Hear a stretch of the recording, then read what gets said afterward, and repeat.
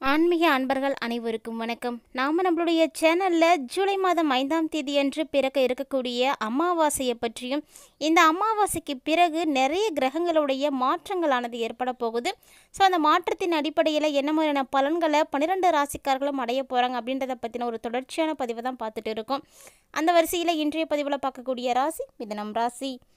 பொதுவாகவே ஒவ்வொரு ராசிக்குமே ஒரு குறிப்பிட்ட கால இடைவெளியில் கிரகங்களுடைய மாற்றங்கள் அப்படிங்கிறது கண்டிப்பாக ஏற்படும்.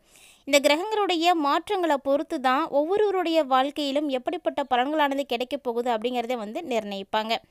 இந்த வகையில் பார்த்தீங்கன்னா, தற்போது நிகழ இருக்கக்கூடிய அமாவாசைக்கு பிறகு நிறைய கிரகங்களுடைய மாற்றங்களானது காணப்படுது. கிட்டத்தட்ட பார்த்தீங்கன்னா ஒரு 4-5 கிரகங்களுடைய முக்கியமான பெயர்ச்சிகள் இருக்கிறதுனால ஒரு சில நல்ல ஒரு பலன்களை மிதுனராசி நேர்களை அடைய போகிறீங்க.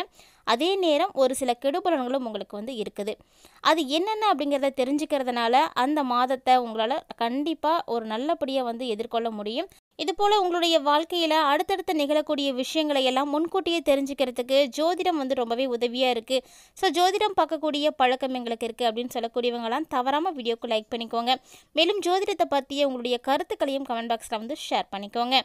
இப்போ வாங்க மிதுனராசி அன்பர்கள் எப்படிப்பட்ட பலன்களை எல்லாம் அடைய போகிறாங்க அப்படிங்கிறத பார்க்கலாம். அதுக்கு முன்னாடி நீங்கள் இன்னும் நம்ம சேனலை சப்ஸ்கிரைப் பண்ணாமல் இருந்தீங்கன்னா மறக்காமல் சேனலை சப்ஸ்கிரைப் பண்ணிக்கோங்க. கூடவே பக்கத்தில் இருக்கிற பெல் ஐக்கானையும் கிளிக் பண்ணிக்கோங்க. அப்போ தான் நாங்கள் போடக்கூடிய வீடியோக்கள் எல்லாமே உங்களுக்கு நோட்டிஃபிகேஷனாக உடனுக்குடன் வந்தடையும். நீங்களும் பார்த்து பயன்பெறலாம். வாங்க வீடியோக்குள்ளே போகலாம். 12 ராசிகளில் 3ஆவதாக இருக்கக்கூடியது மிதுனம் ராசி. இந்த மிதுனம் ராசி நேயர்களுடைய பொதுவான ஒரு குணாதிசயம் என்ன அப்படின்னு பார்த்தீங்கன்னா, சின்ன விஷயத்தை கூட இவங்க பெருசாக்கிடுவாங்க. அதே போல் எவ்வளோ பெரிய விஷயமா இருந்தாலுமே கூட அதை சும்மா சாதாரணமாக விட்டு தள்ளிடுவாங்க. இது போல் குணாதிசயம் தான் இவங்களுக்கு அதிக அளவில் இருக்கும். அப்படிப்பட்ட அன்பர்களே, உங்களுக்கு தற்போது நிகழக்கூடிய அமாவாசைக்கு பிறகு ஒரு அற்புதமான மாற்றங்கள் எல்லாம் காணப்பட போகுது. பொதுவாகவே அமாவாசை அப்படிங்கிறது ரொம்பவே சிறந்த ஒரு நாள். குறிப்பிட்டு சொல்லணும் அப்படின்னா, நம்முடைய முன்னோர்கள் நம்மோடு வாழ்ந்து மறைந்த மூதாதையர்களை வழிபாடு செய்வதற்குரிய அற்புதமான நாள். அவங்கள வழிபாடு செய்யும் பொழுது பல இன்னல்களானது நமக்கு தீர்ந்து போகும். அது பார்த்திங்கன்னா, உங்களுடைய பரம்பரை சாபம், அதாவது குலசாபம் அப்படின்லாம் சொல்லுவாங்க இல்லையா, அது எல்லாமே நீங்கிறதுக்கு ஒரே ஒரு தீர்வுனா அது நீங்கள் முன்னோர்களை வழிபாடு செய்யக்கூடியதாக மட்டும்தான் இருக்கும். ஸோ இது போல் சாபங்களால் நிறைய பிரச்சனைகளை சந்திக்கக்கூடியவங்க கண்டிப்பாக தொடர்ந்து நீங்கள் அமாவாசையில் உங்களுடைய முன்னோர்களை வழிபட்டு பாருங்கள். அதிலிருந்து நிச்சயமாக உங்களால் விடுபெற முடியும். இந்த வகையில் பார்த்தோம்னா ஒவ்வொரு மாதத்தில் வரக்கூடிய அமாவாசையுமே சிறப்பானது தாங்க. இந்த அமாவாசைக்கு பிறகு உங்களுடைய ராசியில் பார்த்தீங்கன்னா ராகு பகவான் இந்த டைமில் 10வது வீட்டில் இருக்க போகிறாரு. ஸோ அதுக்கு பின்னாடி உங்களுடைய வேலையில் மிக மிக கவனமாக நீங்கள் இருக்கணும் அப்படிங்கிறத தான் இவர் அறிவுறுத்துறாரு. ஆனால் உங்கள் செயலை விட உங்களுடைய எதிர்வினை பார்த்திங்கன்னா அதிகமாக தாங்க இருக்கும். நீங்கள் ஒன்று செஞ்சீங்கன்னா அதனுடைய தவறுகளாக பார்த்திங்கன்னா 9 இருக்க போகுது. ஸோ நீங்கள் என்ன விஷயம் செய்தாலுமே ரொம்ப ரொம்ப கவனம் செலுத்தணும், அவசரப்படக்கூடாது. மேலும் நீங்கள் செய்யக்கூடிய அவசரமான விஷயங்கள் எல்லாமே உங்களுடைய தவறுகளுக்கு வழிவகுத்துட்டும். ஸோ கேர்ஃபுல்லாக இருந்துக்கோங்க. அதே போல் எந்த ஒரு வேலையாக இருந்தாலுமே அந்த வேலையில் குறுக்கு வழியை மட்டும் கண்டிப்பாக நீங்கள் தேடாதீங்க. குறுக்கு வழியை செய்யக்கூடிய எந்த ஒரு விஷயமா இருந்தாலும் நீங்கள் முற்றிலுமாக தவிர்த்துக்கணுங்க. மேலும் இது உங்களோட இருக்கக்கூடிய நல்ல விஷயம் என்ன அப்படின்னு பார்த்தீங்கன்னா, மற்றவர்கள் கடினமாக செய்யக்கூடிய வேலைகளை கூட நீங்கள் சர்வ சாதாரணமாக செஞ்சுட்டு போயிடுவீங்க. ஸோ யாராலையுமே தீர்க்க முடியாத ஒரு பிரச்சனைகள் இருக்குன்னா கூட அதற்கு நீங்கள் சரியான ஒரு தீர்வை கொடுக்க முடியும். உங்களால் அந்த பிரச்சனைகளை தீர்க்கவும் முடியும். அப்படிப்பட்ட ஒரே ஒரு நல்ல விஷயம் தான் அந்த டைமில் உங்களுக்கு ஏற்பட போகுது. மேலும் இந்த முறை பார்த்தீங்கன்னா 7வது வீட்டுக்கு அதிபதியாக இருக்கக்கூடிய குரு 12வது வீட்டில் காணப்படுறாரு. ஸோ பிற மாநிலங்களில் இருந்து வியாபாரம் கிடைக்கிறதுக்கு இது ரொம்ப ரொம்ப உதவியாக இருக்குங்க. அதே போல் வியாபாரத்தில் நல்ல ஒரு முன்னேற்றமும் உங்களுக்கு இருக்கும். பணக்காரங்களுடைய ஆதரவெல்லாம் இப்போ தான் நீங்கள் பெற போகிறீங்க. ஸோ இதனால் வியாபாரம் பார்த்திங்கன்னா நல்ல ஒரு முன்னேற்றத்தை அடையும். ரொம்ப ரொம்ப நீங்கள் ஹாப்பியாக இருப்பீங்க. அதே போல் தாங்க 5வது வீட்டுக்கு அதிபதியாக இருக்கக்கூடிய சுக்கிரன் தற்போது முதல் வீட்டில், அதுவும் சூரியன் அப்படின்ற ஒரு கிரகத்தோடு சேர்ந்து இருக்க போகிறாரு. அதனால் மாணவர்கள் கல்வியில் ரொம்ப ரொம்ப சிறப்பாக செயல்படுறதுக்கு தூண்டப்படும். இது வரைக்குமே டல்லாக இருந்தால் கூட இனி ஒரு பிரிஸ்கான ஒரு நிலையை ஸ்டூடெண்ட்ஸ் எல்லாம் அடைவீங்க. ஸோ இது வரைக்கும் படிப்பில் ஒரு ஆர்வம் இல்லாமல் கூட இருந்திருப்பீங்க. இனி நல்லா படிக்கணும் அப்படின்ற ஒரு ஆர்வம் பார்த்திங்கன்னா உங்களுக்கு அதிகரிக்க ஆரம்பிக்கும். மேலும் செவ்வாய் கிரகம் 11வது வீட்டில் அமர்ந்து 5வது வீட்டை பார்வையிடுறாங்க. இதனால் கல்வியில் போராடக்கூடிய குணத்தை நீங்கள் கண்டிப்பாக காட்டணுங்க. மேலும் ராகு மற்றும் கேது முறையே பார்த்திங்கன்னா 10வது வீட்லேயும் 4வது வீட்லேயும் பார்த்திங்கன்னா இந்த டைமில் பயணிக்க ஆரம்பிக்க போகிறாங்க. ஸோ இந்த சூழ்நிலையில் உங்களுடைய வீட்டில் ஏதாவது ஒரு குழப்பமான சூழ்நிலை அப்படிங்கிறது இருந்துக்கிட்டே இருக்கும். வீட்டில் இருக்கக்கூடியவங்க மொபைல் ஃபோனில் பேசுவதாலேயோ வெளி வட்டாரங்களில் பேசுவதாலேயோ ரொம்ப ரொம்ப பிஸியாக இருப்பீங்க. ஸோ உங்களுடைய குடும்பத்தோட நேரத்தை வந்து செலவீடு செய்வதற்கான வாய்ப்புகள் வந்து கிடைக்காமலே போகும். இதனாலே வந்து நிறைய பிரச்சனைகள் வந்து ஏற்படும். மேலும் இதனால் வீட்டில் இருக்கக்கூடியவர் நபர்களுடைய பாசத்தை வந்து இழக்க ஆரம்பிப்பீங்க. வீட்டில் ஒற்றுமை அப்படிங்கிறது குறைய ஆரம்பிக்கும். ஸோ முடிந்த அளவுக்கு உங்களுடைய வீட்டு உறவுகளோட உங்களுடைய நேரத்தை வந்து செலவீடு செய்யுங்க. இதனால் உங்களுடைய வீட்டில் பாசம், அதாவது ஒற்றுமை, பிணைப்பு எல்லாமே வந்து அதிகமாகும்.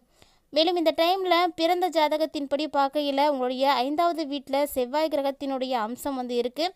ஸோ சின்ன சின்ன சண்டைகளானது ஏற்படலாம். ஆனால் சுக்கிரன் கிரகத்தினுடைய ஆசீர்வாதம் இருக்கிறதுனால உங்களுக்கு பெரிய அளவில் பிரச்சனைகளாகி உறவுகளெல்லாம் முறிந்து கொள்ளக்கூடிய அளவுக்கு சண்டை வருமா அப்படின்னா கண்டிப்பாக ஏற்படாது.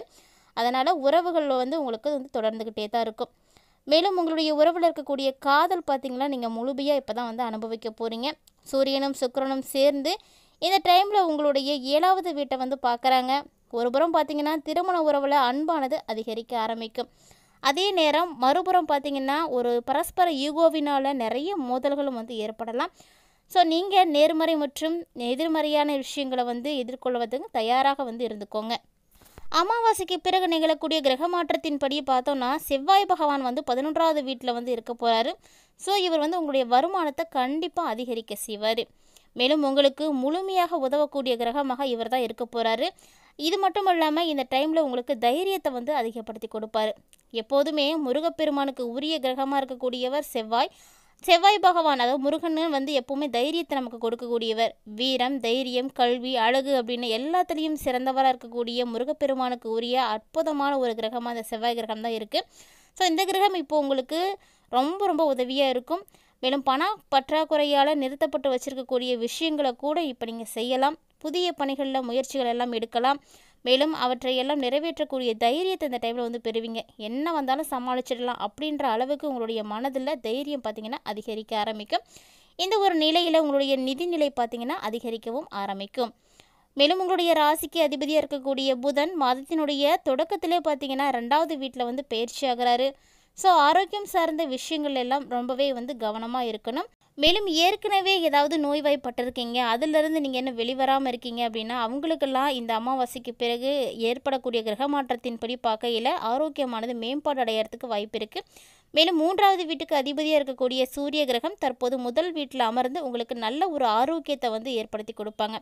சொல்லப்போனால் மிதுனராசி நேயர்களே, இந்த ஒரு நேரத்தில் உங்களுடைய நோய் எதிர்ப்பு சக்தி பார்த்திங்கன்னா அதிகரிக்கும்.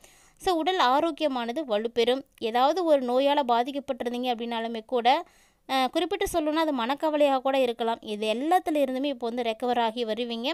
உங்களுக்கு இந்த டைம் பார்த்திங்கன்னா ரொம்ப ரொம்ப சூப்பராக தான் இருக்க போகுது. அமாவாசைக்கு பிறகு நடக்கக்கூடிய விஷயங்கள் எல்லாமே உங்களுக்கு நல்ல ஒரு முன்னேற்றத்தை வந்து ஏற்படுத்தி கொடுக்கும்.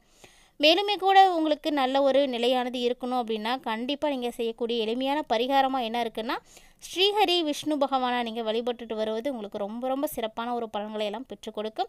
இந்த ஒரு நிலையில் அருகில் விஷ்ணு கோவில் இருக்குன்னா கண்டிப்பாக நீங்கள் போயிட்டு வாங்க. மேலும் இந்த முறை உங்களுடைய ராசிக்கு விரய குருவாக எதிர்பாராத செலவுகளை வந்து குரு பகவான் ஏற்படுத்தக்கூடிய அமைப்பில் வந்து இருக்கிறாரு. ஸோ குருவோட செவ்வாய் இணையும் பொழுது மிதுன ராசிக்கு குடும்பத்தில் இருக்கக்கூடியவங்களுக்கெல்லாம் ஏதாவது ஒரு பிரச்சனை அப்படிங்கிறது கண்டிப்பாக இருக்கும். அதில் வந்து கான்சன்ட்ரேஷனோட இருந்துக்கோங்க. மேலும் உங்களுடைய குடும்பத்தில் மூத்த சகோதரர்கள் இல்லைனா மூத்தவர்களால் உங்களுக்கு நிறைய செலவுகளானது ஏற்படலாம். இதே போல் தாங்க கலைத்துறையில் இருக்கக்கூடிய அன்பர்கள் எல்லாமே ரொம்ப ரொம்ப கடன் விவகாரங்கள் எல்லாமே வந்து பிரச்சனையால் இருக்கக்கூடியவங்களுக்கெல்லாம் சூப்பரான ஒரு டைமிங். ஏன்னா உங்களுடைய கடன் பிரச்சனைகள் எல்லாமே கட்டுக்குள்ளே வரப்போகுது. புதிய ஆர்டர்களுக்கான முயற்சிகள் எல்லாம் உங்களுக்கு கிடைக்கும். வீணா அலைச்சலை சந்திக்க வேண்டி கூட இருக்கலாம். அதே போல் தாங்க அரசியல் இருக்கக்கூடியவங்களுக்கெல்லாம் கோபமாக பேசுவதை முதல்ல தவிர்த்துக்கோங்க. அதுதான் உங்களுக்கு ரொம்பவே நல்லதும் கூட. மேல்மட்டத்தில் இருக்கக்கூடியவங்களோட வாக்குவாதங்கள் கூட ஏற்படலாம். ஸோ கவனமாக இருந்துக்கோங்க. என்ன மாதிரியான பலன்களை எல்லாம் மிதுன ராசி நேயர்கள் அமாவாசைக்கு பிறகு நிகழக்கூடிய கிரக மாற்றத்தின்படி ஏற்பட போகுது அப்படிங்கிறத பற்றி எல்லாம் தெளிவாகவே தெரிஞ்சிட்ருப்பீங்கன்னு நினைக்கிறேன். ஒருவேளை இந்த பதிவில் இருக்கக்கூடிய தகவல்கள் எல்லாமே உங்களுக்கு பிடிச்சிருந்தது அப்படின்னா மறக்காமல் வீடியோக்கு லைக் பண்ணிக்கோங்க. வீடியோ பற்றிய கருத்துக்களை எங்களோட வந்து பகிர்ந்துக்கோங்க. இந்த வீடியோ உங்களுக்கும் உங்களுடைய நண்பர்களுக்கும் உறவினர்களுக்கும் பயனளிக்கக்கூடிய வகையில் இருக்குது அப்படின்னு நீங்கள் நினச்சிங்கன்னா கண்டிப்பாக அவங்களுக்கு வந்து ஷேர் பண்ணிவிடுங்க. அவர்களும் பார்த்து பயன்பெறட்டும். இது மட்டும் இல்லாமல் இது போன்ற நிறைய சுவாரஸ்யமான தகவல்களை எல்லாம் உடனுக்குடன் நீங்கள் தெரிஞ்சுக்கணும்னு நினச்சிங்கன்னா கண்டிப்பாக நம்மளுடைய சேனலை சப்ஸ்கிரைப் பண்ணிவிட்டு தொடர்ந்து ஃபாலோ பண்ணிக்கோங்க. இது மேலும் மேலும் எங்களுக்கு அடுத்தடுத்த பதிவுகள் கொடுப்பதற்கு ரொம்பவே ஊக்கமாக இருக்கும். இனிமேல் நீங்கள் நம்ம சேனலை பார்க்காம இருக்கீங்கன்னா கண்டிப்பாக ஒன்ஸ் விசிட் பண்ணி பாருங்கள். உங்களுக்கு இருக்கக்கூடிய வீடியோக்களை எல்லாம் பிடிச்சிருக்கு அப்படின்னா ஃப்ரெண்ட்ஸ் அண்ட் ஃபேமிலியோட ஷேர் பண்ணிக்கோங்க.